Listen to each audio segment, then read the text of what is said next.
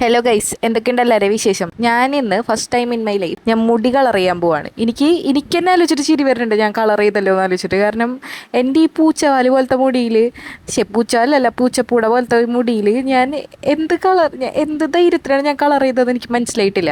ഞാൻ കളർ ചെയ്യുന്നതിന് മുന്നേ എൻ്റെ 2-3 ഫ്രണ്ട്സിൻ്റെ അടുത്ത് അഡ്വൈസ് ചോദിച്ചു. അപ്പോൾ അവരൊക്കെ എൻ്റെ അടുത്ത് പറഞ്ഞത്, വേണ്ട അരിമോളെ, മുടിയൊക്കെ കൊഴിയും, ഒന്നാമത് നിനക്ക് 4 ഉള്ളൂ, അതും കൂടി പോവും, മുടി ഭയങ്കര ഡ്രൈ ആവും. പക്ഷെ അനുസരണശീലം എന്ന് പറയുന്ന സാധനം എൻ്റെ ഏരിയത്തിൽ കൂടെ പോകാത്തതുകൊണ്ട് ഞാൻ കളർ ചെയ്ത്. ഞാനിങ്ങനെ വായിച്ചു നോക്കണമായിരുന്നു കേട്ടോ, പാക്കൊക്കെ എങ്ങനെയൊക്കെയാണ് ചെയ്യേണ്ടതെന്ന്. അപ്പോൾ ഇതിൻ്റെ അകത്ത് 3 സാധനങ്ങളാണ് വരുന്നത്: കളറൻറ്റും, ഡെവലപ്പറും, പിന്നെ ഒരു കണ്ടീഷണറും.